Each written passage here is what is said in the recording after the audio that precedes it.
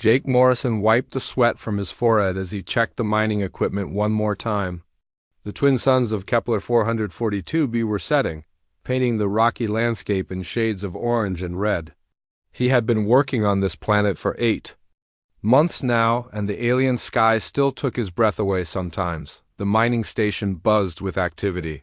Humans moved between the massive drilling machines, checking readings and adjusting settings, but Jake knew they were not alone. The Zephyrians were watching. 3 months ago, first contact had changed everything. The Zephyrians looked like giant insects made of living crystal. They stood 8 feet tall and had 4 arms that ended in sharp claws. Their eyes glowed with a cold blue light, and when they spoke, their voices sounded like breaking glass. Commander Vexcan had arrived with 20 other Zephyrians. They said they wanted to observe human mining operations. They said they wanted to learn about human technology. But Jake had served in the military before becoming a mining engineer. He knew the look of scouts preparing for war. Dr. Lisa Grant jogged up to him, her blonde hair tied back in a ponytail. She was the youngest member of their team, but she knew more about alien life than anyone Jake had ever met. "Jake, we have a problem," she said, catching her breath. "One of the local predators got caught in the equipment near Sector 7. Jake grabbed his toolkit and followed her toward the edge of the mining site. The Caliph were the most dangerous creatures on this planet. They stood 6 feet tall at the shoulder and were covered in dark scales that could stop most bullets. Their teeth were as long as a man's hand, and their claws could slice through steel. As they walked, Jake noticed Commander Vexcan following them at a distance. The alien moved without making any sound, his crystal body catching the light of the setting suns. "How big is it?" Jake asked. "Big," Lisa replied. "Maybe 8 feet long. It stuck pretty bad." They reached Sector 7, and Jake saw the problem immediately. A young Caliph had somehow gotten its leg trapped between 2 pieces of heavy machinery. The creature was thrashing and snarling, its yellow eyes wild with pain and fear. Blood was pooling beneath it. "We should kill it," said Pete Collins, one of the other miners. "It's dangerous. If it gets free, it could hurt someone." Jake shook his head. "No, we can help it." Pete stared at him. "Are you crazy? That thing would eat you without thinking twice about it." "Maybe," Jake said, "but it's hurt, and it's scared. We caused this problem when we put our equipment here." He could see Commander Vexcan watching from behind a large rock. The alien's blue eyes were focused on every move Jake made. Jake approached the trapped Caliph slowly. The creature snarled and snapped at him, but it could not move far because of the trapped leg. Jake could see that the leg was badly hurt, probably broken. "Easy, big guy," Jake said softly. "I'm not going to hurt you." The Caliph's snarling got louder. It tried to bite Jake, but he stayed just out of reach. "Lisa, I need you to bring the medical kit," Jake said. "And some food from the supply room." "Food?" Pete asked. "You want to feed that monster?" "It's not a monster," Jake said. "It's just an animal trying to survive." Lisa returned with the medical supplies and 3 protein bars. Jake took one of the bars and unwrapped it. The Caliph's snarling stopped. Its nostrils flared as it smelled the food. "You're hungry, aren't you?" Jake said. He tossed the protein bar toward the creature. It landed just within reach of the Caliph's mouth. The creature looked at the food, then at Jake, then back at the food. Slowly, it picked up the protein bar with its teeth and ate it. For a moment, the snarling stopped. "That's better," Jake said. "Now, let's see what we can do about that leg." Working very carefully, Jake began to examine the machinery that had trapped the Caliph. The creature watched him with its yellow eyes. When Jake moved too quickly, it would growl, but it did not try to bite him again. "I can free it," Jake said. "But I need to move this support beam. When I do, it's going to hurt." He looked at the Caliph. "I'm sorry, friend. This is going to hurt, but then you'll be free." Jake activated the hydraulic lift. The machinery groaned. As it shifted, the Caliph roared in pain as its leg was freed, but then it was able to pull away from the equipment. The creature collapsed on the ground. breathing heavily. Its leg was definitely broken, and it was bleeding from several cuts. "Lisa, bring me the medical paste," Jake said. "Jake, I don't think this is a good idea," she said. "What if it attacks you?" "Then I guess I'll have to trust that it won't," Jake replied. He took the medical paste and approached the injured Caliph. The creature was too weak to stand, but it lifted its head and watched Jake carefully. "This is going to help," Jake said. "But I need to touch your leg." The Caliph's eyes never left Jake's face as he gently applied the medical paste to the worst cuts. The creature flinched but did not try to bite him. Jake took another protein bar and broke it into small pieces. He held out a piece to the Caliph. The creature sniffed it, then carefully took it from Jake's hand with its teeth. "See? Not so scary," Jake said. He continued feeding the creature small pieces of food while the medical paste worked on its wounds. "Commander." Vex-Khan watched all of this from his hiding place. In his mind, he was already composing his report to the Zephyrian command. The humans were showing dangerous weakness. They were wasting resources on a creature that could kill them. This proved that humans were emotionally compromised and would be easy to conquer. After an hour, the Caliph was strong enough to stand. It tested its injured leg carefully, then looked at Jake one more time. For just a moment, Jake could have sworn he saw something like gratitude in those yellow eyes. The creature limped away into the growing darkness. Jake watched it go, then turned back toward the mining station. "Why did you do that?" Lisa asked. Jake was quiet for a moment. "Because sometimes showing mercy is the right thing to do," he said finally. Behind them, Commander Vex-Khan was already planning the invasion of human space. He had seen enough to know that these soft creatures would never be able to resist the might of the Zephyrian Collective. He was wrong. Sub-Commander Thek-Mor moved through the tall grass like a shadow. His crystal body caught no light as he watched the human settlement on New Terra. This was the 5th human colony he had observed in the past 3 months. And what he was seeing made no sense. The humans were doing it again. Captain Ryan Walsh stood at the edge of the settlement, watching a pack of creatures that looked like giant wolves. The Terran stalkers had red fur and teeth like daggers. They were known to hunt in groups and could bring down prey twice their size. Any sensible species would have built walls to keep them out. Instead, Captain Walsh was putting out food for them.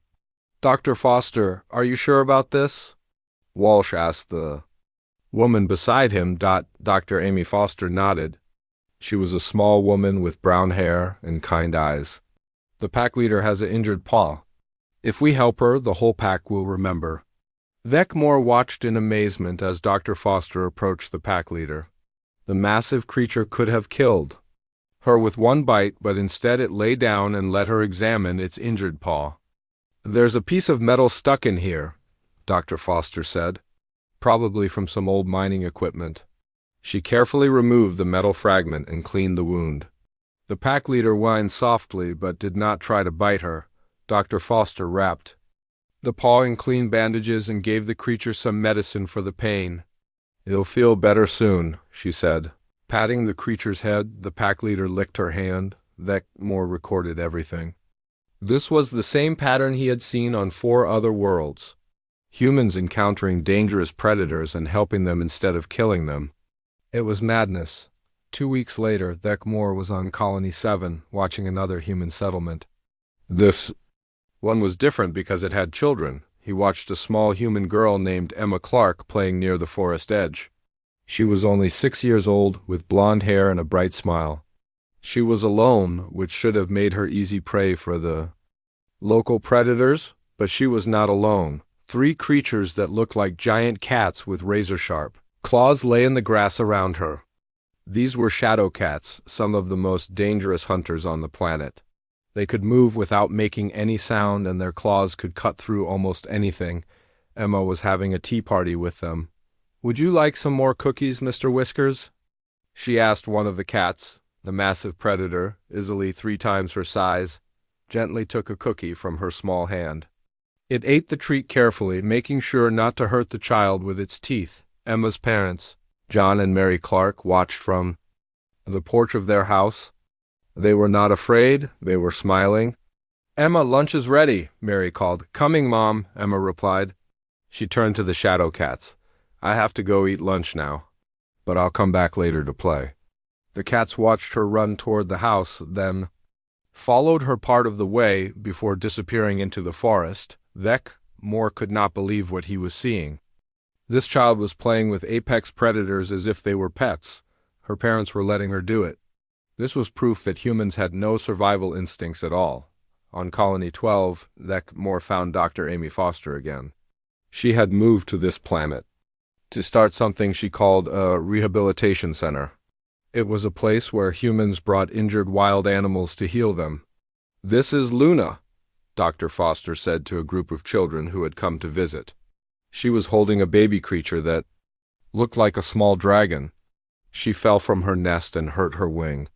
We're taking care of her until she can fly again.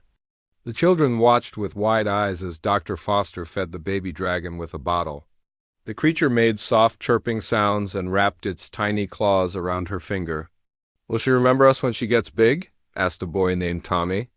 Oh, yes, Dr. Foster said. Dragons are very smart. She always remembered the people who helped her. In another part of the center, human workers were caring for dozens of different creatures. There were giant lizards with poisonous bites, birds with talons like knives, and snake-like creatures that could crush a human in seconds. All of them were being treated with the same gentle care. Moore watched a man named Bill Henderson feeding a creature called a bone crusher.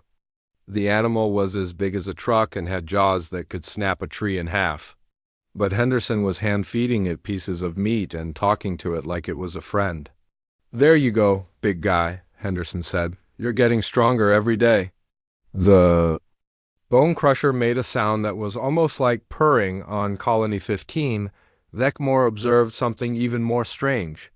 A group of human children were playing with a pack of creatures called dire wolves. These animals were the size of ponies and had been known to attack entire villages on other worlds. But here, they were playing games with human children. 8-year-old Sarah Johnson was riding on the back of the pack leader, laughing as it ran through the grass. Other children were playing tag with the younger wolves, running and jumping and having fun. Sarah, be careful, called her father, Mike Johnson. I'm okay, Dad, Sarah replied. Storm won't let me fall. Storm was the name she had given to the pack leader. The massive wolf was indeed being very careful with the child on its back, making sure she was safe. Moore watched this scene and felt something he had never experienced before. The Zephyrians had no word for it, but humans would have called it confusion mixed with fear. These humans were not just showing mercy to dangerous predators. They were forming bonds with them. They were turning enemies into allies, but that was impossible. Predators could not be trusted. They were dangerous. They were supposed to be killed or avoided. Moore sent his reports back to the Zephyrian command ship. In each report, he documented what he saw as proof of human weakness. These creatures were emotional and soft. They wasted resources on animals that could kill them. They put their own children at risk because they could not make hard decisions. Admiral Kexvorth read the reports with growing satisfaction. The humans were even weaker than he had hoped. They would be easy to conquer, but as Moore continued his observations, he began to notice something else. The predators that humans had helped were not leaving the human settlements. They were staying nearby. They were protecting the humans. When storms came, the creatures helped humans secure their buildings. When other dangerous animals approached, the pet predators drove them away. When human children wandered too far from home, the predators guided them back to safety. It was almost as if the humans and predators were working together, but that was impossible. Predators did not work with other species. They competed with them. They killed them. Moore shook his head. He was overthinking things. The humans were simply too weak to survive without help. Soon, the Zephyrian fleet would arrive, and this weakness would be their downfall. He was about to learn how wrong he was. Admiral Kexvorth stood on the bridge of the dominant spear, his crystal body reflecting the light from the star charts. The massive Zephyrian warship hung in space like a deadly jewel, hidden behind the fourth moon of the Kepler system. Show. "Me the reports again," he commanded. War analyst Zeknim activated the holographic display. Images of humans caring for dangerous predators filled the air around them. Children playing with creatures that should have eaten them. Adults feeding animals that could kill them with a single bite. 17 colonies observed, Zeknim reported. The pattern is consistent across all human settlements. They show mercy to apex predators. They waste resources on creatures that serve no purpose. They put their offspring at risk through emotional decision-making. Admiral Kexvorth's eyes glowed brighter. The Zephyrians had conquered 12 worlds by understanding the weaknesses of their enemies. They had never seen a species make such obvious mistakes. "And their military response?" he asked. "Minimal," Zeknim replied. "They have small defense forces, but they rely mostly on planetary shields and communication networks. And they seem to believe that talking can solve all problems." The Admiral made a sound that was like ice cracking. It was the Zephyrian equivalent of laughter. "Prepare the test," he ordered. Lieutenant Ben Torres was having breakfast in the mess hall of the human diplomatic ship when the emergency alert sounded. He was a young man with dark hair and serious eyes, one of the few humans who had actually spoken with the Zephyrians face to face. "All hands to stations," came the announcement. "We have a priority message from Colony 7. Ben ran to the communications center where Ambassador Kate Phillips was already waiting. She was a tall woman with gray hair and the kind of calm presence that made people trust her. "What's the situation?" Ben asked. "Something's happening on Colony 7, Kate replied. "The colonists are reporting that dangerous predators are attacking the settlement, but it's strange. These are creatures that have been peaceful for months." The screen showed Captain Ryan Walsh's worried face. Behind him, Ben could see people running and shouting. "Ambassador, we need help," Walsh said. "The Terran stalkers have gone crazy. They're attacking everything, and there are other predators too. Things we've never seen before. How many casualties?" Kate asked. "That's the strange part," Walsh replied. "No one's been hurt yet. It's like the predators are angry, but they're not actually trying to kill anyone." Ben frowned. Something about this didn't make sense. On Colony 12, Dr. Amy Foster was dealing with her own crisis. Dozens of creatures had suddenly appeared around her rehabilitation center. They were species she had never seen before, all of them acting aggressively, but the strangest thing was that none of the animals she had been caring for were joining the attack. The bone crusher that Bill Henderson had been feeding was actually standing between the building and the attacking creatures, protecting the humans inside. "Luna, get behind me," Dr. Foster said to the young dragon she had raised from a baby, but Luna didn't hide. Instead, she spread her wings and flew toward the attacking creatures, making loud screeching sounds. The other animals that Dr. Foster had helped began to respond, moving to form a protective circle around the rehabilitation center on Colony 15. 8-year-old Sarah Johnson was riding Storm when the attack began. Suddenly, dozens of hostile creatures came out of the forest, snarling and snapping at anything that moved. "Sarah, get down!" Her father Mike called out, but Storm was already moving. The massive dire Volf carried Sarah to safety, then turned to face the attacking creatures. The rest of his pack joined him, along with the shadow cats and other predators that had been living peacefully near the human settlement. The attacking creatures were fierce, but they were not organized. The animals that had been helped by humans fought as a team, protecting their human friends aboard the dominant spear. Admiral Kexvorth watched the reports with growing confusion. "This is not what was supposed to happen," he said. Thought the plan had been simple. Release captured predators near human settlements, watch the humans panic and call for help. Offer Zephyrian protection in exchange for surrender. Instead, the humans were handling the crisis themselves, and they were getting help from the very predators they had been wasting resources on. "Sir," Zeknim reported, "we're receiving strange signals from the human colonies. It appears their rescued animals are communicating with each other across multiple planets." "That's impossible," the Admiral replied. Predators don't communicate across species. But the evidence was clear. On Colony 7, the Terran stalkers that Dr. Foster had helped were howling in specific patterns. On Colony 12, the Bone Crusher was making deep rumbling sounds. On Colony 15, Storm was leading his pack in coordinated movements, and somehow, all of these different creatures were working together. Jake Morrison stood at the edge of the mining station on Kepler 442b, watching the chaos unfold. Strange predators were attacking the perimeter, trying to get inside the protective barriers, but Jake wasn't worried. A familiar roar echoed across the rocky landscape. The Caliph that Jake had saved 3 months ago appeared on a ridge, followed by 6 others. They moved down the slope like a living avalanche. Heading straight for the attacking creatures, the battle was brief but decisive. The Caliph pack, led by the creature Jake had fed and healed, drove off the attackers with ruthless efficiency. When it was over, the pack leader approached Jake. The massive predator looked at him with those intelligent yellow eyes and made a sound that was almost like purring. "Thanks, friend," Jake said, reaching out to touch the creature's scarred head. "I knew you'd come." Behind them, Commander Vexcon emerged from his hiding place. He had been watching the entire battle, and what he saw made no sense.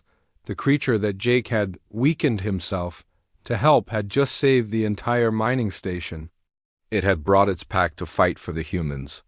It had risked its own life to protect the beings that had shown it mercy. This was not weakness. This was something else entirely. Vexcon activated his communicator. "Admiral, we have a problem." "What kind of problem?" Came the reply. "The humans ...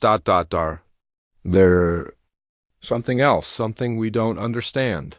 There was a long pause. Then Admiral Kexvorth's voice came through the speaker, colder than the space between stars. "Explain." "The predators aren't just being helped by humans," Vexcon said. "They're helping the humans. They're working together. They're fighting as allies." Another pause. Then, "That's impossible. Predators don't form alliances." "Sir, I'm looking at proof that they do." The creature that Morrison helped is now leading a pack that just saved this entire facility. Similar reports are coming from all the colonies. Admiral Kexvorth processed this information. The Zephyrians had conquered 12 worlds by understanding their enemies' weaknesses, but they had never encountered an enemy that turned their strengths into assets. "Recall all test subjects," he ordered. "We need to reconsider our approach." But it was too late. Across 17 human colonies, the word was spreading. The Zephyrians had tried to use predators as weapons against humans, but the predators had chosen to fight for the humans instead. The test had failed. But in failing, it had revealed something that would change the balance of power in the galaxy. The humans weren't just showing mercy to dangerous creatures. They were building an army of allies, and that army was growing stronger every day. The invasion began at dawn on 17 worlds at once.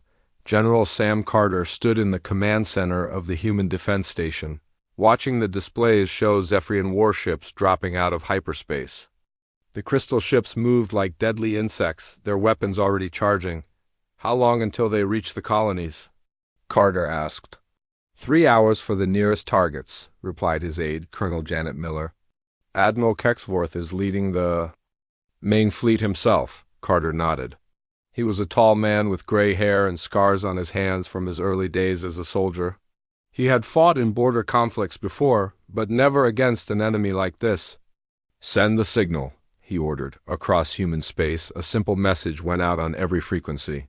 It was not a call for military units or weapons.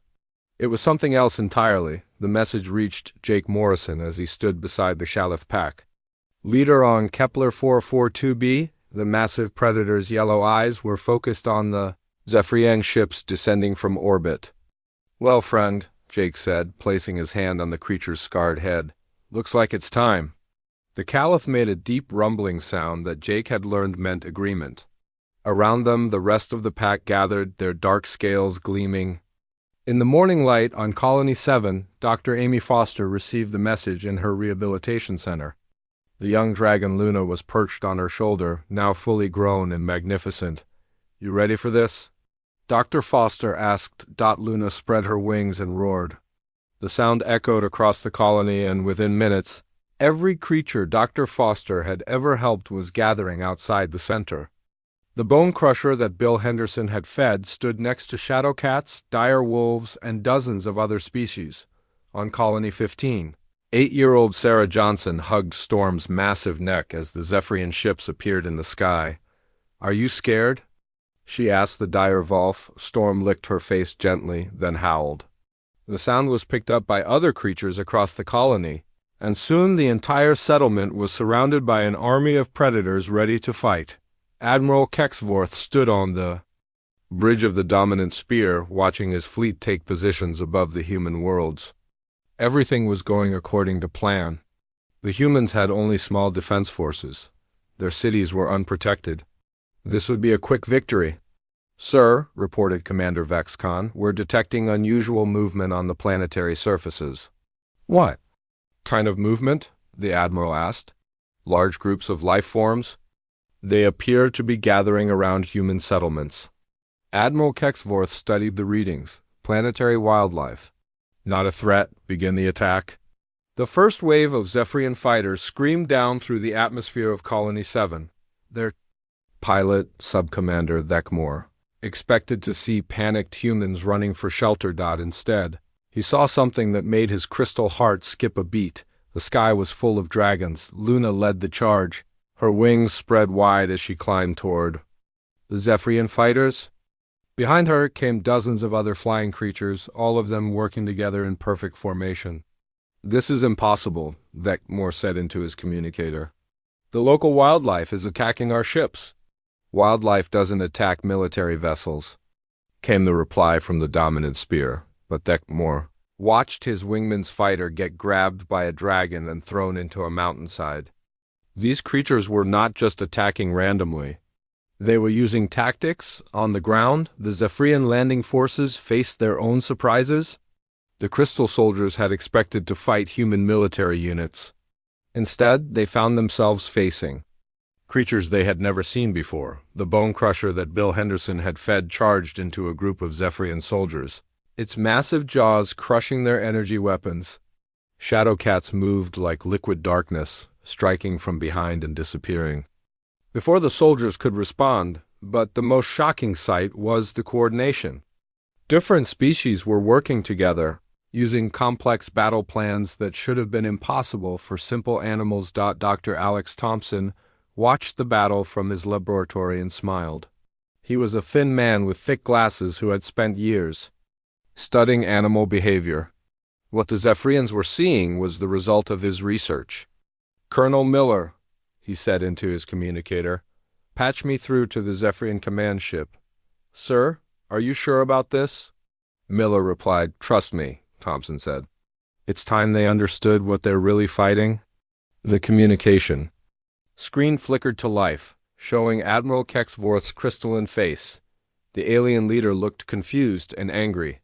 "Human," the Admiral said, "surrender now, and we will make your deaths quick." "Admiral," Thompson replied calmly, "you're making a mistake. You think you're fighting just humans, but you're not."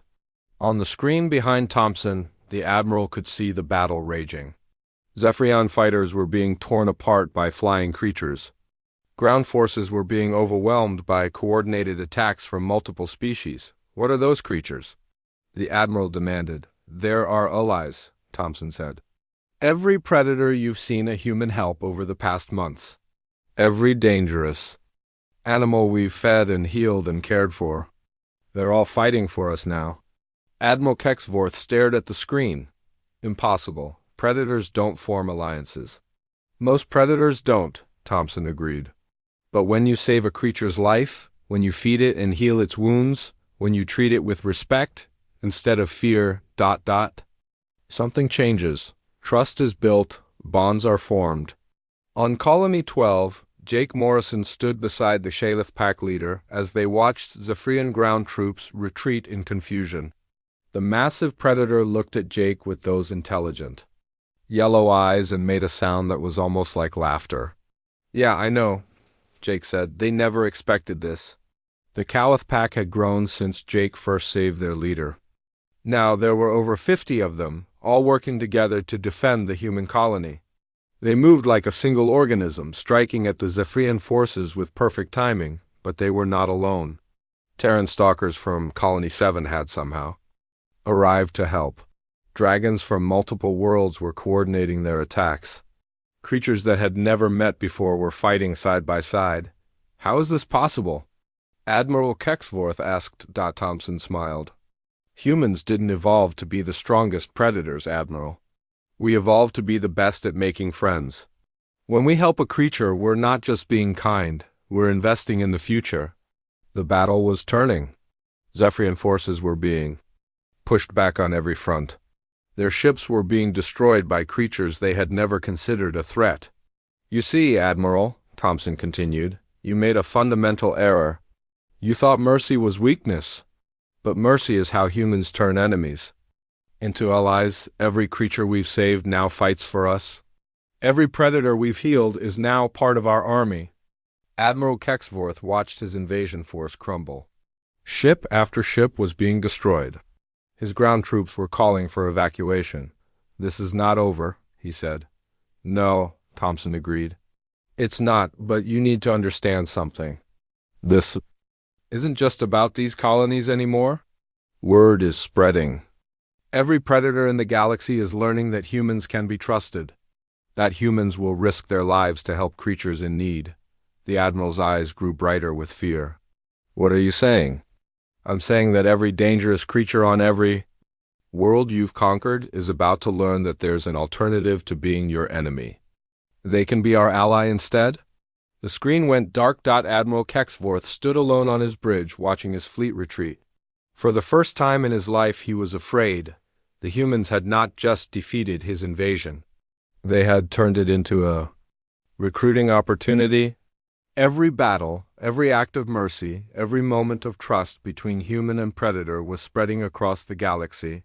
The Zephyrian Empire had conquered 12 worlds by being the strongest predator in space, but they had never faced an enemy that could turn all the other predators into friends. The dominant spear limped through space, its crystal hull cracked and bleeding energy into the void. Admiral Kexvorth sat in his command chair, staring at the damage reports scrolling across his screens. Half his fleet was destroyed. The other half was scattered across 3 star systems, running from creatures that should not have been able to fight in space. Sir, Commander Vexcon reported, his voice barely above a whisper, we're receiving a transmission from the human mining station. Admiral Kexvorth's eyes dimmed. Put it through. The screen flickered to life, showing Jake Morrison standing in what looked like a simple mining office. But behind him, visible through a large window, the Admiral could see something that made his crystal heart freeze. Hundreds of creatures filled the space around the mining station. Caliph packs moved alongside flying dragons. Shadowcats prowled between groups of dire wolves. And in the sky above them, massive creatures that looked like living ships drifted in formation. Admiral, Jake said calmly, we need to talk. You are just a mining engineer, the Admiral replied. Why should I speak with you? Jake smiled. Because I'm the one who's been planning this for 3 years. The screen split, showing Dr. Lisa Grant standing beside Jake. She activated a holographic display that filled the space between them. Admiral, meet the Human-Predator Strategic Alliance, she said. What you've been watching for the past 6 months wasn't random acts of kindness. It was recruitment. The hologram showed a star map with human colonies marked in blue. Red lines connected them to other systems, creating a web that covered nearly a quarter of known space. Every creature we've helped has gone back to its home world and told others, Lisa continued. Every act of mercy has been a message sent across the galaxy. Humans can be trusted. Humans will risk their lives to help you. Admiral Kexvorth studied the map. Impossible. You cannot communicate with so many different species. You're right, Jake said. We can't, but they can communicate with each other. The hologram changed, showing communication patterns between different worlds. Creatures were somehow sharing information across vast distances, species to species, world to world. The Caliph I helped 3 months ago didn't just heal and leave, Jake explained. He went back to his pack and told them about the humans who had saved his life, that pack told other packs. Those packs told other species. But how? The Admiral asked. Dr. Lisa Grant stepped forward. Admiral, you've been thinking like a conqueror. You see other species as enemies to be defeated or resources to be used, but humans learned something different during our evolution. She activated another display showing images of Earth's history, humans working with wolves, humans training birds, humans forming partnerships with dozens of different animal species. On our home world, humans survived by making alliances. Lisa said, not just with other humans, but with any creature that could help us. We learned that trust is more powerful than fear. Jake moved to the window, placing his hand on the glass. Outside, the Caliph Pack leader looked up at him and made the deep rumbling sound that meant friendship. When I saved this Caliph, I wasn't being weak, Jake said. I was following a strategy that my species has used for thousands of years. Help others and they will help you. Admiral Kexvorth felt something he had never experienced before. The Zephyrians had a word for it, but it roughly translated to the fear of being hunted. You planned this, he said. All of it. Not all of it, Jake admitted. We knew you were watching us. Our intelligence networks picked up your scouts months ago, but we didn't know when you would attack. So you prepared? The Admiral said. We did what humans do best, Lisa replied. We made friends. The display changed again, showing the current situation across human space. Every colony was now protected by multiple species of predators. The creatures were not just defending their territories, they were actively hunting Zephyrian forces. Your empire conquered 12 worlds, Jake said. But you always fought each species alone. You never faced an enemy that could unite them all. Commander Vexcon, who had been watching silently, finally spoke. The creatures on my surveillance reports, they were already working together. Yes, Lisa said. Every time you saw a human helping a predator, that predator was learning that cooperation was possible. They were seeing proof that different species could work together instead of fighting. The Admiral looked at his damaged ship, then at the reports from his scattered fleet. What do you want from us? Jake was quiet for a moment. When he spoke, his voice was serious but not angry. We want you to stop conquering worlds, Admiral. We want you to learn what we've learned. Trust is stronger than fear. Cooperation is more powerful than conquest. And if we refuse? Lisa activated one final display. It showed the 12 worlds that the Zephyrians had conquered. On each one, the local predators were rising up against their Zephyrian overlords. The creatures were being joined by new species, predators that had learned about human methods from across the galaxy. Then you'll face what you're facing now on every world you control, Jake said. An alliance of every dangerous creature in the galaxy, all working together to end your empire. Admiral Kexvorth stared at the display. His empire was crumbling. Not from human weapons or technology, but from the simple idea that enemies could become friends. This is impossible, he whispered. Admiral, said a familiar voice. The Caliph Pack leader had somehow learned to use the communication system. Its voice came through the speakers as a series of growls and rumbles that the translation system converted to words.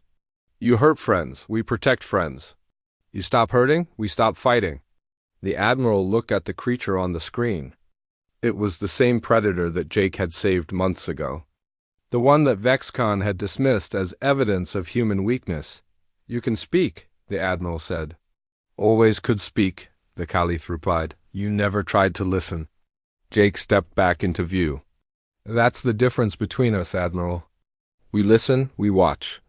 We learn, and when we find a creature in trouble, we help it. Not because we expect something in return, but because it's the right thing to do. But you did expect something in return, the Admiral said. No, Jake replied. We hoped for something in return. We hoped that kindness would create kindness. We hoped that trust would build trust. We hoped that mercy would be remembered. Outside the window, more creatures were arriving. Ships that looked like living things, carrying predators from distant worlds. All of them coming to join the alliance. All of them ready to fight for the species that had shown them mercy. Your choice is simple, Admiral, Lisa said. Join us or face us. But understand this, you're not just fighting humans anymore. You're fighting every predator that has ever been helped by a human. And that number grows larger every day. Admiral Kexvorth closed his eyes. His empire had been built on the idea that strength came from being the most dangerous predator in the galaxy. But the humans had proven something that challenged everything he believed. Sometimes the most dangerous predator was the one that could turn all the other predators into friends. I need time to think, he said. You have time, Jake replied. But not much. Every moment you wait, more worlds join our alliance. Every day you delay, your empire gets smaller. The screen went dark, leaving Admiral Kexvorth alone with his thoughts and the growing realization that everything he had ever known about power was wrong. The Galactic Council chambers had never seen anything like it. Ambassador Kate Phillips stood at the center of the Great Hall, but she was not alone. Beside her stood Jake Morrison and the Caliph Pack Leader, now called Alpha by his human friends. Dr. Lisa Grant sat at a table with Luna the Dragon perched behind her chair. Storm the Direwolf lay calmly beside 8-year-old Sarah Johnson, who had insisted on coming to represent the children of the colonies. Around the circular chamber, representatives from 47 different species watched in amazement. Many of them were predators that had never been seen in the council before. Others were old council members who had thought such cooperation was impossible. 6 months ago, Kate began, the Zephyrian Empire attacked 17 human colonies. They expected an easy victory against what they saw as a weak, emotional species. She activated a holographic display showing the current state of the galaxy. Where once the Zephyrian Empire had controlled 12 worlds through fear and conquest, now those same worlds were free. The creatures that had been enslaved were now working together in something unprecedented. Today, we gather to formalize what many of you have already seen, Kate continued. The Human-Predator Alliance has become the largest cooperative force in known space. Admiral Kexvorth entered the chamber, his crystal body reflecting the light differently than before. He looked smaller somehow, more humble. Behind him walked Commander Vexcon and a small group of other Zephyrians. The room fell silent as the former conquerors approached the center of the hall. Admiral, Kate said respectfully, thank you for coming. Kexvorth stopped before the assembly. His voice, when he spoke, was quieter than it had ever been. 6 months ago, I commanded an empire, he said. I believe that strength came from being feared. I thought that mercy was weakness and that cooperation was impossible between different species. He looked at Jake Morrison and Alpha standing side by side. I was wrong about everything. The Caliph Pack Leader made a sound that the translation system converted to words. Wrong, but learning is good. A murmur went through the chamber. Many of the representatives had never heard a predator speak in council before. Jake stepped forward. Admiral, what happened to your empire? Gone, Kexvorth replied simply. The 12 worlds we controlled have all declared independence. The creatures we enslaved have formed their own councils, and most of them... He paused. Most of them have asked to join your alliance. Dr. Lisa Grant activated another display. It showed the galaxy as it existed now. Red dots marked the former Zephyrian territories, but they were connected by blue lines to human colonies and to each other. 47 species have formally joined the alliance, she reported. Another 63 have signed cooperation agreements. We estimate that over 200 species are now working together in some capacity. Sarah Johnson raised her small hand. Can I say something? Kate smiled. Of course, Sarah. The little girl stood up, storm rising with her. I want to tell everyone about my friend. She put her hand on Storm's massive head. When I first met Storm, everyone said he was dangerous. They said dire wolves couldn't be trusted. But I gave him a cookie, and he was nice to me. The chamber was completely silent as the child continued. Now Storm protects our whole colony, and his pack protects other colonies too. And they taught other wolves how to be friends with humans. And those wolves taught other animals.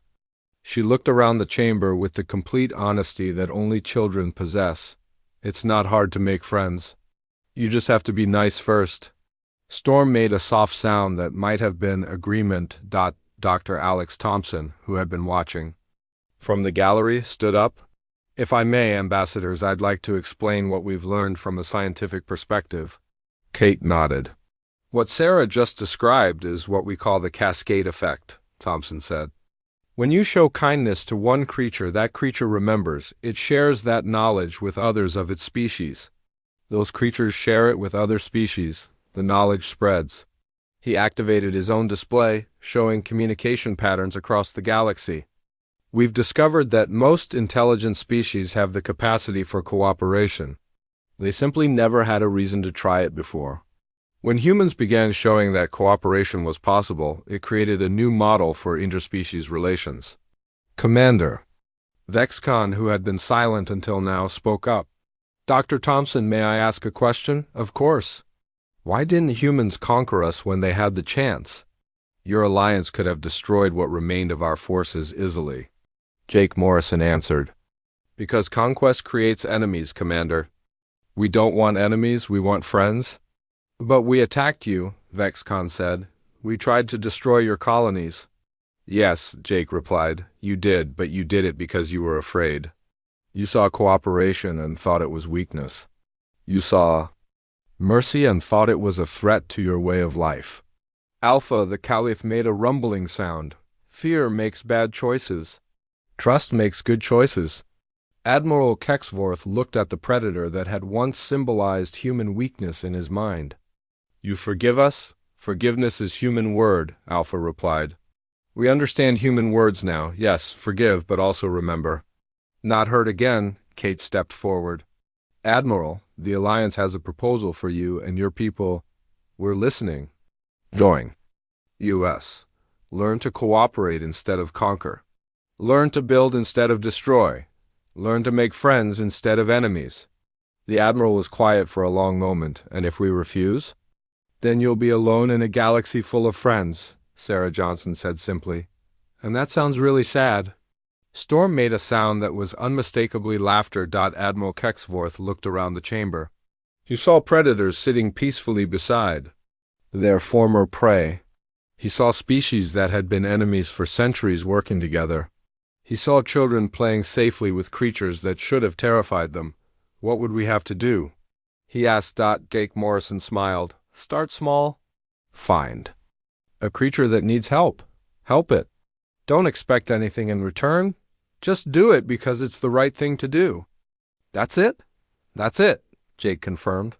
Everything else will follow naturally. Dr. Lisa Grant added, We have rehabilitation centers on 17 worlds now, Admiral. You and your people are welcome to visit, to learn, to start practicing cooperation. On a small scale, Commander Vexcon looked at his admiral. Sir, we have nothing left to lose.